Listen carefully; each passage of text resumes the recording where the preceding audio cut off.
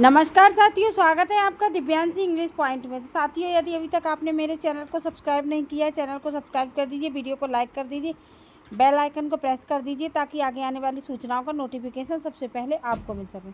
तो साथियों, इस समय आपको पता ही है, कोई भी नई बात नहीं है, बताने वाली बात भी नहीं है कि अभ्यर्थी इस समय यूपी के अंदर बहुत ज़्यादा परेशान है और ख़ास तौर से वह अभ्यर्थी सबसे ज़्यादा परेशान है जो शिक्षक भर्ती की तैयारी कर रहा है। वो चाहे टीजीटी पीजीटी का हो, असिस्टेंट प्रोफेसर का हो या सुपर टेट का हो, उनके लिए कोई भी निर्णय नहीं आ रहा है, उनके बारे में कोई भी डिसीजन नहीं हो रहा है। अब बात कर लेते हैं कि जब टीजीटी की परीक्षा कल शाम टल चुकी है, ये आपको पता ही है, तो क्या ये परीक्षा कार्यवाहक अध्यक्ष करा पाएंगे? क्योंकि अभी तो वो बने हैं, तो 10-15 दिन में उनको एकदम से जाके कार्यवाहक अध्यक्ष को परीक्षा कराना पॉसिबल नहीं था। लेकिन आज अध्यक्ष महोदय इलाहाबाद में नहीं थे, आज वो प्रयागराज में अपने शिक्षा सेवा चयन बोर्ड में नहीं थे, वो मीटिंग में गए थे। आप जैसा कि आपको पता ही है, कोई जब नया व्यक्ति अध्यक्ष पद पर नियुक्त होकर आता है तो उनको सबसे पहले शासन की मीटिंग में जाना पड़ता है। लेकिन हम आपको बता दें कि कार्यवाहक अध्यक्ष जो हैं वो केवल डेली प्रक्रिया को करा सकते हैं, लेकिन परीक्षा को नहीं करा सकते। लेकिन अगर सरकार की ऐसी मंशा होती है कि वो परीक्षा कराना चाहेंगी तो हो सकता है कि सरकार परीक्षा करा ले जाए और कार्यवाहक अध्यक्ष परीक्षा करा भी लें।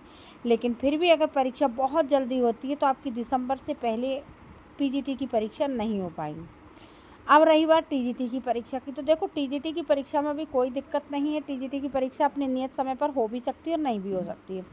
होने के आसार इस शर्त पर हैं कि अगर आपके नए अध्यक्ष आ जाते हैं या फिर कार्यवाहक अध्यक्ष ही अध्यक्ष बन जाते हैं तो आपकी टीजीटी की परीक्षा अपने नियत समय पर हो जाएगी। लेकिन अगर कोई नया अध्यक्ष नहीं बनता है और नियमावली में ये नहीं है कि कार्यवाहक अध्यक्ष परीक्षा करा ले जाएं, तो आपकी दोनों परीक्षाएं फिर चली जाएंगी बहुत लंबी। अब आप ये मत कहना कि आप हमें टेंशन में डाल रही हैं, हम टेंशन में नहीं डाल रहे हैं, हम खुद भी टेंशन में पड़ चुके हैं। तो इसलिए जो भी धरना हो उसमें सभी साथी बहुत बड़े पैमाने पर पहुंचिए, तब शायद आपकी बात सरकार तक पहुंच जाए। आज बहुत सारे अभ्यर्थी अध्यक्ष महोदय से मिलने गए थे, लेकिन दुख की बात है अध्यक्ष महोदय शिक्षा सेवा चयन बोर्ड में नहीं थे।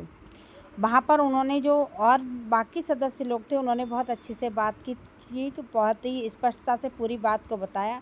उन्होंने कहा अगर कार्यवाहक अध्यक्ष इस नियमावली में है कि वो परीक्षा करा सकते तो आपकी परीक्षा ज़रूर होगी, लेकिन अगर नहीं करा सकते तो हम नियम के विरुद्ध नहीं जाएंगे, फिर कोई ना कोई कोर्ट चला जाएगा, तो फिर ये परीक्षा नहीं हो पाएगी।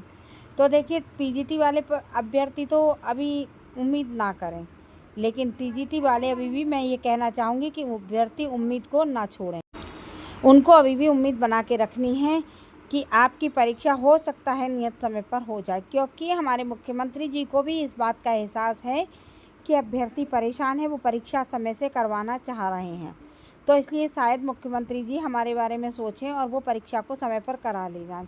अगर ऐसा नहीं होता, मुख्यमंत्री जी हमारे बारे में नहीं सोचते, तो वो तुरंत कार्यवाहक अध्यक्ष क्यों बनाते, तुरंत उसका अध्यक्ष पद का विज्ञापन क्यों निकालते। अब जब अध्यक्ष महोदया ने एकदम हाथ खड़े कर दिए हम नहीं करा पाएंगे, तो इसमें मुख्यमंत्री जी का कोई दोष भी नहीं है जहाँ तक मुझे लगता है।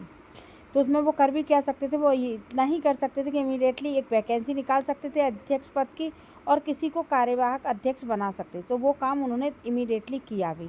तो उम्मीद करते हैं आपकी टीजीटी की परीक्षा समय से हो सकती है, लेकिन पीजीटी की परीक्षा अभी नहीं होगी, और हो भी सकता है कि पीजीटी की परीक्षा आपके नए साल तक ना चली जाए। तो इसलिए अभी आप उसके बारे में कुछ भी ना सोचें तो ही बेहतर है।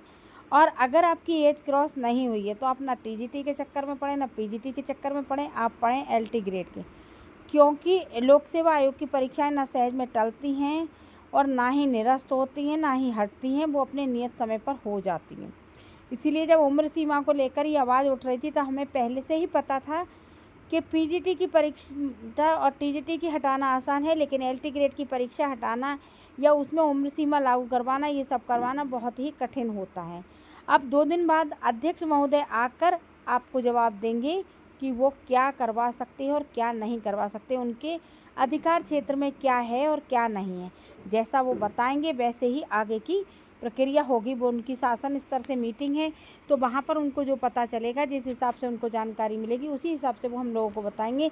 तो अभी निराश होने की ज़रूरत नहीं है, ईश्वर पर विश्वास रखिए हो सकता है आपकी परीक्षा समय से हो जाए। पीजीटी की तो नहीं होगी, लेकिन टीजीटी की हो सकती है। इस वीडियो में इतना ही। अगली वीडियो में मिलूंगी। मुझे कोई अच्छी जानकारी मिलती तो आप लोग को साथ ज़रूर शेयर करूँगी। तब तक के लिए नमस्कार साथ।